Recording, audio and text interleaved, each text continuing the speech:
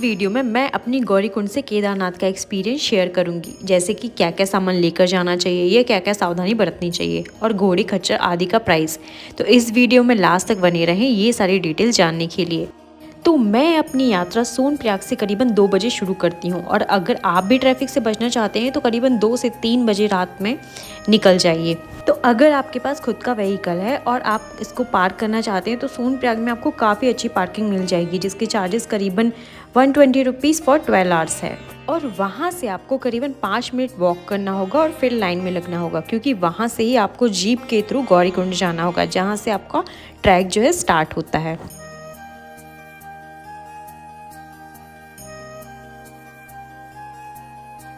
अगर आप खच्चर, पिट्ठू या पालकी के थ्रू जाना चाहते हैं तो उसे आप गौरीकुंड से ही बुक कर लीजिए। एंड चार्जेस जो हैं खच्चर के अराउंड 3000 हैं, पिट्ठू के जो हैं करीबन 6 से 8000 हैं और पालकी के थोड़ी उससे और ज़्यादा हैं। तो बेसिकली मैं कहूँगी कि जो चीज़ जितनी ज़्यादा सेफ़ है उसके चार्जेस उतने ज़्यादा हैं। अभी बात करते हैं कि आपको क्या क्या सामान और क्या क्या सावधानी बरतनी चाहिए ट्रैक करते समय। तो पहला जो है रेनकोट है, जो कि मस्ट है। और सेकंड जो है हाइक करते समय या ट्रैक करते समय जो डंडा रहता है या हाइकिंग स्टिक, उसे ले जाना बिल्कुल भी ना भूलें, जो कि अराउंड 250 रुपीज़ के करीबन आपको मिल जाएगा। उसके बाद है पानी की बॉटल, और जितना ज़्यादा हो पाए उतना ज़्यादा लाइट लगेज लेकर जाइए। उसकी जगह पे आप पानी की बॉटल लेकर जा सकते हैं। ग्लूकोज भी कैरी कर सकते हैं सपोज़ अगर आपको वीकनेस फील होती है। उसके बाद है लाइट शूज़, जितना ज़्यादा कंफर्टेबल शूज़ पहन सकें उतना ज़्यादा कंफर्टेबल शूज़ पहनकर आप ट्रैक करिए। धूप से बचने के लिए आप सनग्लासेस ले सकते हैं, और अगर आपके पास ज़्यादा लगेज और आप खच्चर ले रहे हैं तो उनके साथ ही चले और उनका नंबर लेना बिल्कुल भी ना भूलें, क्योंकि आप उनको मे भी खो सकते हैं।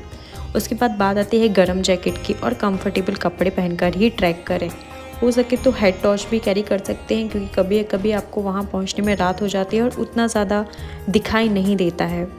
उसके बाद अगर आप चाहें तो पावर बैंक भी कैरी कर सकते हैं, क्योंकि कभी कभी आपको इलेक्ट्रिसिटी की भी वहाँ प्रॉब्लम होती ही है। चलिए बात करते हैं कि केदारनाथ ट्रैक में आपको क्या क्या चीज़ें ध्यान में देनी चाहिए। तो पहला तो है कि आप धीरे धीरे चलिए और ज़्यादा देर के ब्रेक जो है अवॉइड करिए। अपनी बॉडी जितना ज़्यादा हो पाए उतनी ज़्यादा हाइड्रेट रखिए, और नहीं तो आपको हेडेक या आप लो फील कर सकते हैं। केदारनाथ ट्रैक में आपको काफ़ी सारे शॉर्टकट मिलेंगे, बट आप हो पाए तो अवॉइड करिए, क्योंकि वो तो जो है थोड़ा रिस्की होते हैं। उसके बाद अगर आप फैमिली के साथ हैं और अपने बच्चे अपने सामान को खच्चर या पिट्ठू को देते हैं तो उनके साथ में चलिए और उनका नंबर लेना बिल्कुल भी ना भूलें, क्योंकि आप उन्हें खो सकते हैं। केदारनाथ का ट्रैक जो है काफ़ी खूबसूरत तो है ही, बट साथ ही साथ थोड़ा टफ भी है। इस ट्रैक में आपको फुल ऑफ ग्रीनरी देखने के लिए मिलेगी, क्योंकि बर्फबारी के समय यहाँ पे पट बंद कर दिए जाते हैं। पर चिंता मत कीजिए, जैसे जैसे आप केदारनाथ के मंदिर के पास पहुँचेंगे आपको चारों तरफ बर्फ ही बर्फ मिलेगी।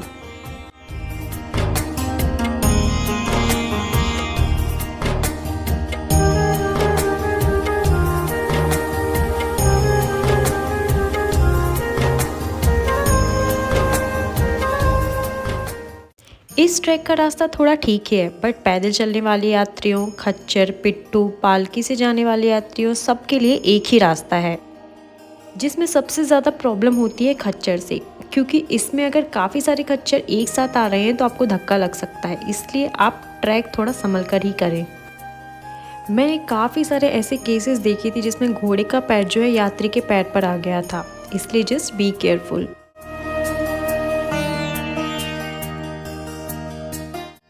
केदारनाथ के ट्रैक में आपको ग्रीनरी तो मिलेगी और साथ ही साथ ग्लेशियर से आता हुआ पानी, बट आप इसको पीना अवॉइड ही करें, क्योंकि ये पानी काफ़ी ऊपर से आ रहा होता है और मैंने देखा है नीचे आते आते पानी में काफ़ी गंदगी मिल जाती है।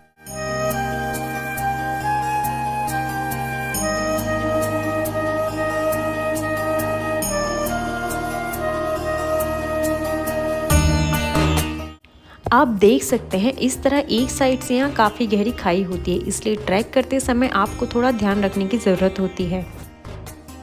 चलिए बात करते हैं वॉशरूम और हॉस्पिटल की। वॉशरूम तो आपको ऐसा फ्रिक्वेंटली नहीं मिलेगा, पूरे ट्रैक में मुझे 2 से 3 वॉशरूम ही मिले। और हॉस्पिटल जो है करीबन 9 से 10 किलोमीटर चलने के बाद आपको मिलेगा, जहां अगर आप अच्छा फील नहीं कर रहे हैं तो रेस्ट कर सकते हैं और मेडिसिन ले सकते हैं। इसके अलावा आपको रास्ते में कहीं पर भी मेडिसिन नहीं मिलेगी, इसलिए बेस्ट होगा कि आप अपने साथ ही कैरी करें।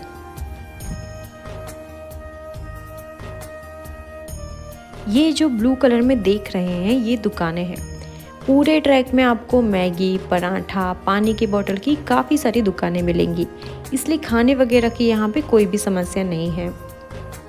अगर आपने अपनी यात्रा पैदल शुरू करी है और रास्ते में कहीं पर थका हुआ फील कर रहे हैं तो आपको रास्ते में भी काफ़ी खच्चर वाले मिलेंगे, तो आप रास्ते में भी खच्चर कर सकते हैं।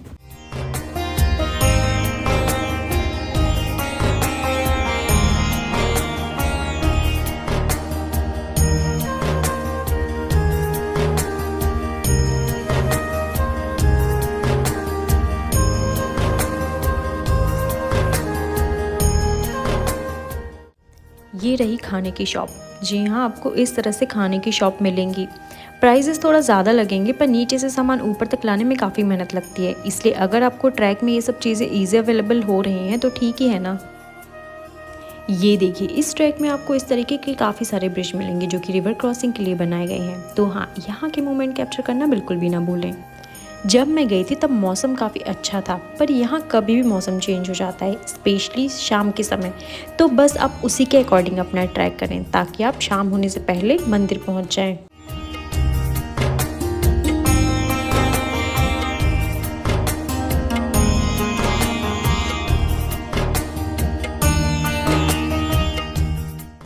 हर साल हज़ारों की संख्या में लोग केदारनाथ आते हैं, आप देख ही सकते हैं, चाहे वो बच्चे हों, बूढ़े हों या यंगस्टर हों।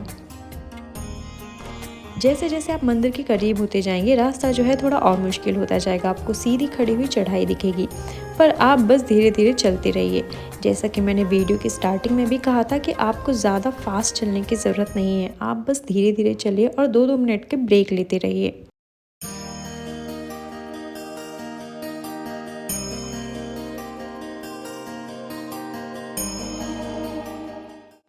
यहाँ खच्चर की प्राइस कम है कंपेयर टू पालकी और पिट्ठू, क्योंकि पिट्ठू और पालकी मुझे काफ़ी सेफ़ लगे। यहाँ आप देख सकते हैं खच्चर किस तरीके से स्लिप हो रहे हैं, और इस यात्रा में मैंने काफ़ी यात्री ऐसे देखे हैं जो खच्चर से गिर गए थे, इसलिए जस्ट बी केयरफुल।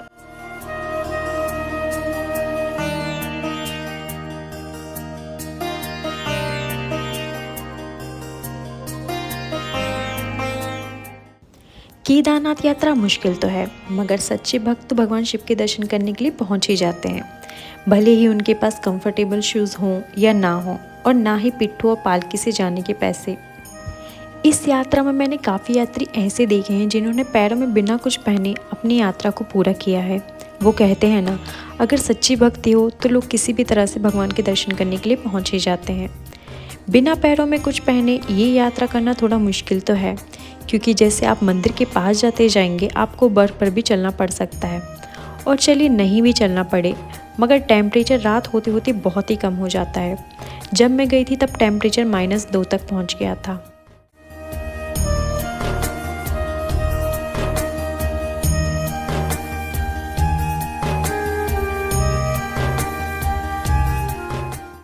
जैसे कि वीडियो की स्टार्टिंग में मैंने आपको बताया था कि आपको काफ़ी सारे शॉर्टकट मिलेंगे, तो ये देखिए शॉर्टकट जो है कुछ इस तरीके के होते हैं। अगर शॉर्टकट इजी है तो आप शॉर्टकट ले सकते हैं, अदरवाइज़ अवॉइड कीजिए, और एक बार वहाँ से आने वाले लोगों से कंफर्म कर लीजिए कि शॉर्टकट इजी है या नहीं है। अकॉर्डिंग टू इट आप डिसीजन ले सकते हैं। 4 बजे के अराउंड मौसम जो है कुछ ऐसा होने लगता है, और जैसा कि मैंने आपको पहले भी कहा था कि शाम होते होते मौसम जो है यहाँ पर ख़राब होने लगता है। तो देखिए, बस तो इसीलिए रेनकोट लाना यहाँ मस्ट है। शाम होते होते 80% चांसेस होते हैं बारिश के यहाँ पर।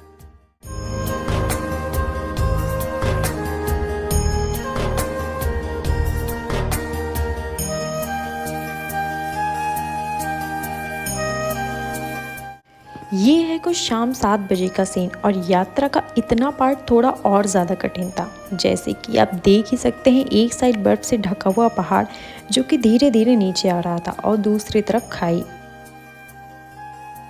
इतना ही नहीं, बारिश होने के कारण ये रास्ता और भी ज़्यादा स्लिपरी हो गया था। अब ऐसे रास्ते में थोड़ा और संभल कर क्रॉस करने की ज़रूरत होती है। और ये आ गया उससे भी ज़्यादा कठिन पार्ट। आपको याद होगा जब केदारनाथ के द्वार ओपन हुए थे तब कई सारे यात्री जो हैं बर्फ़ के पहाड़ के नीचे फंस गए थे, वो रास्ता यही था। अगर आप नीचे से जाएंगे तो रास्ता जो है स्लिपरी नहीं रहेगा, अगर आप ऊपर से जाते हैं तो आप कई बार स्लिप होंगे, क्योंकि ये ऊपर वाला जो रास्ता है पूरा बर्फ़ से बना हुआ है। बस तो स्लिप होने से बचने के लिए आपको धीरे धीरे अपने पैरों को ज़मीन से चिपकाते हुए चलना होगा। अगर काफ़ी ज़्यादा रात हो जाती है तो यहाँ पर लाइट की थोड़ी प्रॉब्लम होने लगती है, इसलिए आप अपने साथ टॉर्च लेकर जाइए। बस तो करीबन 10 बजे के आसपास मैं पहुँच जाती हूँ केदारनाथ, और मिलती हूँ आपसे नेक्स्ट वीडियो में केदारनाथ मंदिर की झलक के साथ। तब तक के लिए बाय बाय, और वीडियो को शेयर, सब्सक्राइब और लाइक करना बिल्कुल भी ना भूलें।